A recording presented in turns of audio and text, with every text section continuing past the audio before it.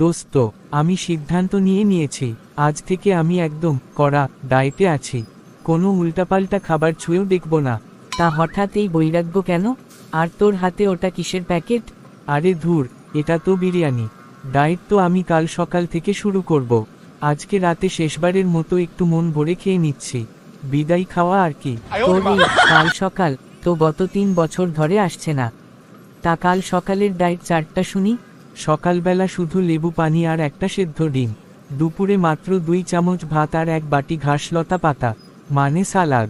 আর রাতে শুধু হাওয়া খাবো। বাহ, চমৎকার। তা জিম টিম করবি নাকি শুধু হাওয়া খেয়েই ওজন কমাবি? অবশ্যই জিম করব। আমি তো অলরেডি জিমে ভর্তি হয়ে গেছি। আজ সকালেই গিয়েছিলাম। বলিস কি, তুই জিমে গিয়েছিস? তা সেখানে গিয়ে কি করলি?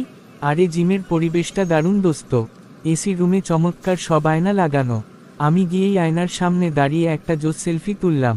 তারপর ক্যাপশনে gym gym workout healthy life লিখে ফেসবুকে পোস্ট করে বাসায় চলে আসলাম। প্রথম দিনেই তো আর বেশি চাপ নেওয়া ঠিক না, বডি ক্র্যাশ করতে পারে। ওরে আমার বডি বিল্ডারে, তুই জিমে গিয়ে ব্যায়াম না করে সেলফি তুলে চলে আসলি? তুই বুঝবি না বল্টু, এটাকে বলে মেন্টাল ওয়ার্কআউট। ফেসবুকে ছবি দেখে মানুষ যখন লাইক কমেন্ট করবে, ওই অনুপ্রেরণাতেই আমার অর্ধেক ওজন কমে যাবে। অনুপ্রেরণায় ওজন কমে কি না জানি না, তবে তোর এই বুদ্ধি দেখে আমার মাথার চুল কমে যাচ্ছে। এক কাজ কর, বিরিয়ানির প্যাকেটটা আমাকে দে, তোর ডায়েট আমি এখন থেকেই শুরু করিয়ে দিচ্ছি।